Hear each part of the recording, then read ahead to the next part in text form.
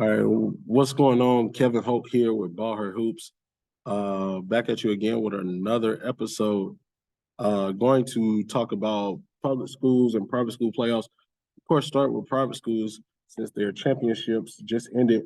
A lot of good games. Our teams fared well. I'm gonna start with 1A when Northside Christian just won their game. Northside Christian won 57-37.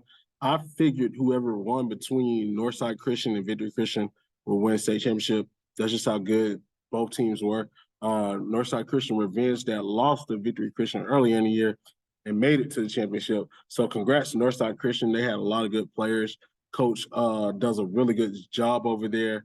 He wins wherever he is. I'm sure they will be even better next year. And that 1A division, I think it's theirs for taking. Them and Victory Christian will be battling out for years to come. Years to come, I'm sure, unless there's another move as far as like 1A to 2A for Northside. But for this year, they're champions. Congrats. Really great for them. Really good program. In 2A, Greenfield, not Greenfield, Grace Christian won. I don't remember the score. It's not on here, but Grace Christian was clear favorites the whole year. Wayne Country Day was a really good team, and they still blew them out, if I'm not mistaken. When you have Sarah Strong on your team, Isis Storm, Denaje Brooks, a couple other kids on that team that are really good. They got an eighth grader that's good on that team as well. But they dominated this season. Their only losses came to like really good, like nationally ranked teams. So congrats to them. In the 3A, I got a chance to see some of this game. Concord Academy came away with the championship. Concord Academy was lights out. Sam Myers was hitting threes. Zoe Brooks was dominating the paint. Her and Jada, they were both just dominating inside. I think when watching the game, you realize how much talent it really is on that team. A lot of them leave this year coming up, but they should still have some talent next year. They have a couple of young kids, seventh graders, that are going to be really good for them in the future. I think Concord Academy was a really solid team throughout the year. A couple losses early that prepared them for this moment. So shout out to them. Concord Academy with the big win. And then for a Raven Gap won. Raven Gap beat Cannon School in a game where it was a lot of ups and downs. Cannon School just couldn't buy a basket in the second half. You look at they fouled a lot. Raven Gap shot 40 free throws, made 25 of them, which is almost half their points. Shout out to Raven Gap. That team is huge. They're well coached. They play a really good brand of basketball, and they made their free throws when it counted, made shots at a timely manner. I think Cannon just kind of got cold and didn't make anything that second half. So it was a struggle. So that's for private schools. Shout out to Raven Gap on their win. So start with 1A in public school. You got Drawn and Robinsonville, who Drawn beat Norfolk Wayne. Robinsonville beat East Randolph. Saw little things on Twitter about RPI rankings and how they were a joke.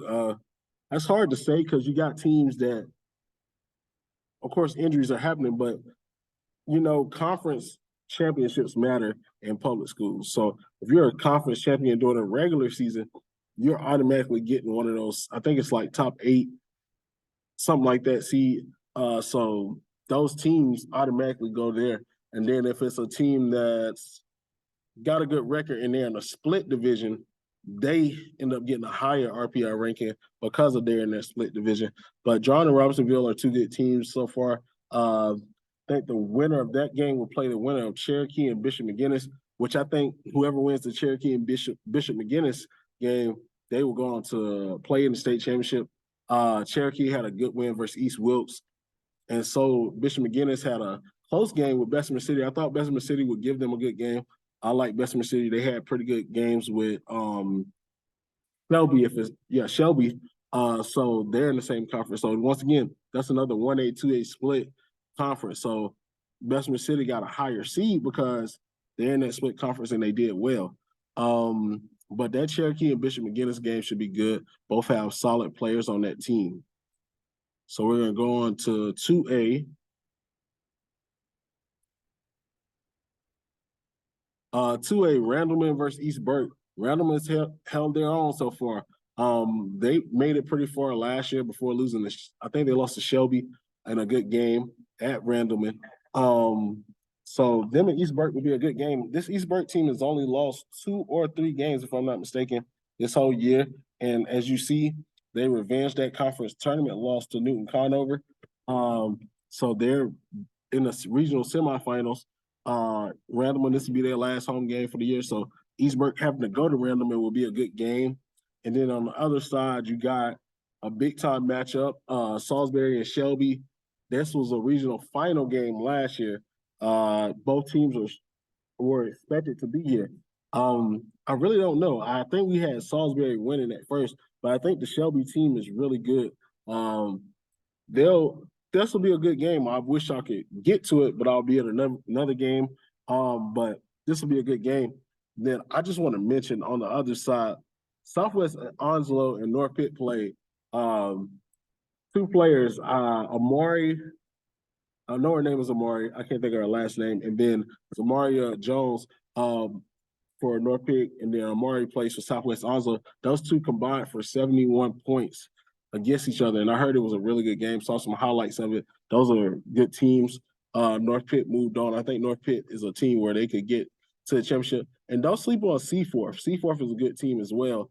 That may give North Pitt a good game. But the Salisbury and Shelby matchup should be good. Both teams are used to winning, so that should be a really good game. So moving on to 3A. In the 3A bracket, Western Rowan is blowing teams out. I mentioned on Twitter about how dominant they've been. So you got 70 points, 89 points, 80 points. That's how dominant they've been. I mean, Ben L. Smith has been in some dog fights their whole time.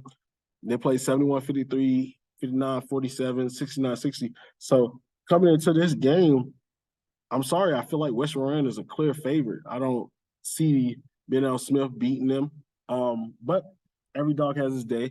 But that West Rowan team is loaded. They have a lot of players that can score, and they do a lot of defending, and they play with so much confidence. I think a lot of people think they're cocky, but I think they're really confident. Then Freedom beat Oak Grove to get to the regional semifinal. They'll play against East Lincoln, who beat St. Stephen's.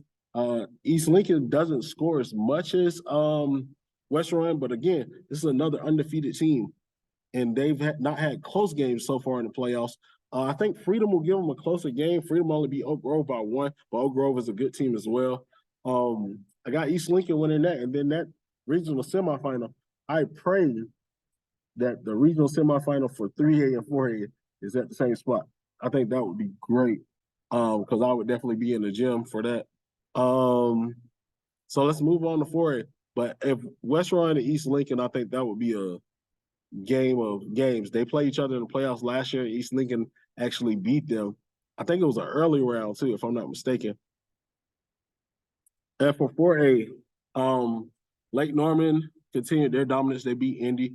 A lot of people, I saw some people talk about officiating, but I think that team is really good. They get it done. Kirsten dominates, gets a lot of and ones, and then Addie takes away your best player. So that was a good game. North Meck dominated AC Reynolds. So Lake Norman versus North Meck round 2. Remember, Lake Norman won on a game winner from Kirsten Lewis. She did a little spin move to get a bucket to win by 2 against North Meck in the first matchup. Charlotte Catholic versus Watauga.